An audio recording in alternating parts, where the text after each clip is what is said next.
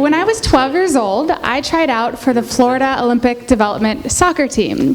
Before the game started, I listened on my headphones to Whitney Houston, really chanting the words internally. Whatever you want from me, I'm giving you everything. I tried as hard as I could. I didn't make it. The coach told me, I'm sorry, but your run is simply too awkward for this level. So, as I sat there in the grass, for whatever reason, as I watched the girls who did make the team skip around the field, holding on to their bright pink congratulations handouts, I became consumed with the idea that I wanted to be the best soccer player in the world. When I got home, I practiced with my team, I practiced with my brother's team, and I called up the high school team and asked if I could practice with them too.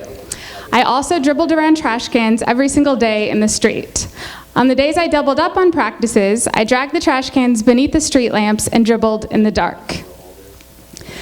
When I was 16 years old, I skipped my senior year of high school and got a scholarship to play soccer at Duke.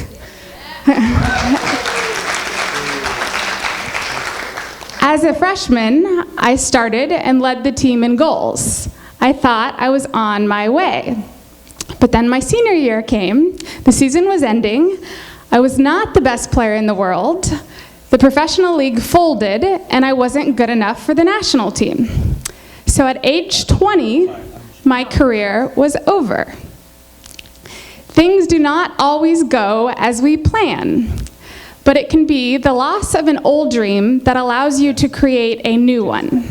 And sometimes the new dream makes you grateful for the failure of the old one. So here I am, college is over, I've got to find a new life, I don't really know what I want, so I get a job working as a deckhand on a $15 million yacht in Mexico. Well, I had this idea that I would get a great tan while I scrubbed decks in an exotic locale. Really, I was the toilet scrubber. So one day, we're anchored close to an island that serves as an outpost for the Mexican Navy. So we can see them on the deck, and they're holding giant guns and machetes. But right behind them, I can see a makeshift soccer field with sticks serving as goalposts stuck in the sand. I'm in total soccer withdrawal. It's the longest I'd ever gone without playing, and I know that all I want to do is play. So I dinghy over there. I speak no Spanish. They spoke no English. But I make a kicking gesture, and within 15 minutes, I am playing in a game with Mexican soldiers. It's pouring rain, monsoon-like rain, and we're sharing wild jumping goal celebrations, and I'm taking pictures where I'm holding their guns, sandwiched between the soldiers, my arms around theirs. The way that soccer can do that, can create an intimacy between total strangers, was fascinating to me. I couldn't stop thinking about it. I thought about it as I scrubbed toilets all the next day, and 3 years later, I was still thinking about it. By then, I had met Luke, my boyfriend at the time. He was also a former soccer player.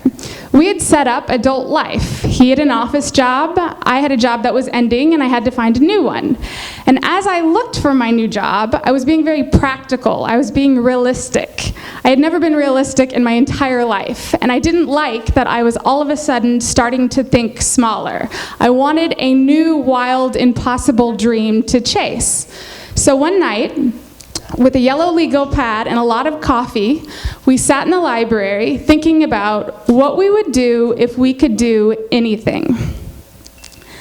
That game in Mexico, there are games like that all over the world, games played by anyone, anywhere. So what if instead of focusing on the national teams and the professional leagues and the games with bright lights, we looked for the other side of soccer, the side no one pays attention to? Pickup soccer is a global phenomenon that spans race, gender, age, culture, and class.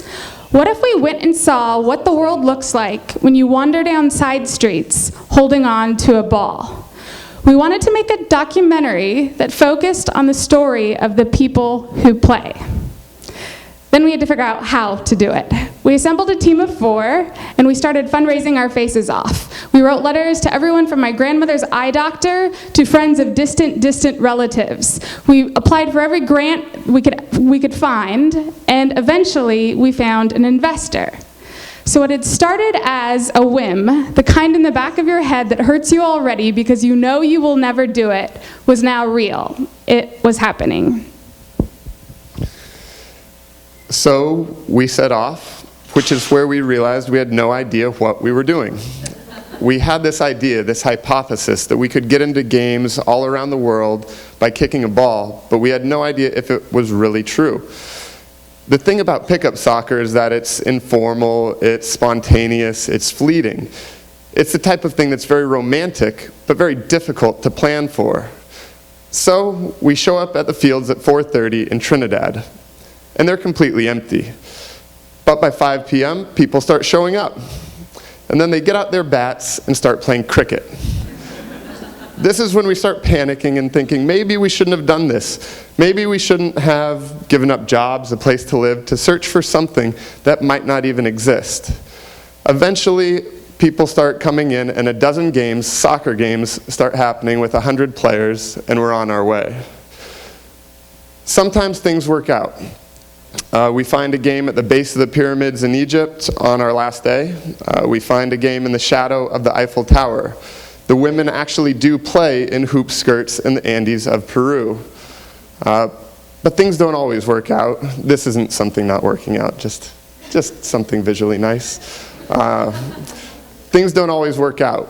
We drive for 8 hours through the Amazons looking for Mennonites who play in the jungle, and we actually find the Mennonites. But they tell us, no, we don't play here at all. We get detained in Israel, we get robbed in Buenos Aires, we get reported to the government in Iran. A baboon commandeers our car in Kenya. Things can work out better than you expected, and you feel like it's the game that's showing you these things, letting you meet people you never would have met. We take a van into the West Bank and speak no Arabic, but pat the ball. And soon we're playing on a gravel court with a 16-year-old girl who tells us, if I were president, all girls in Palestine would play football. We meet 70-year-olds who play barefoot every Sunday in Brazil. We bribe our way into a prison in Bolivia where inmates tell us, here we have nothing, our life is to play. In Cape Town, South Africa, we find construction workers who are building one of the stadiums that will host Africa's first World Cup. And a year before the tournament begins, they already have World Cup fever and skip their lunch break to play, setting up yellow construction helmets as goals, not seeming to mind that this is one of the few breaks they have from long hours of heavy labor. In Israel, the day after a terrorist attack, we play in a game between Arabs and Jews, and it's heated, but still they're playing together on the same court. In Nairobi, in a slum, there's a group that cleaned and cleared a dump. And so now that's a space where kids can play and hundreds of people gather around for weekend games. In Iran, even though we were reported to the government and told our footage would be confiscated, most likely, we met with the official who said he loves the game, his son's a Manchester United fan, and that we get to keep our footage.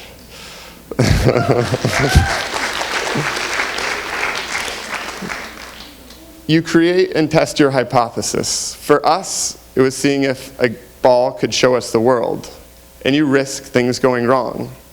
But by risking things going wrong, that's also what allows things to go right, to become something more than you could have imagined.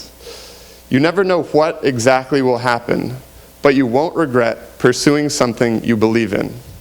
Thanks.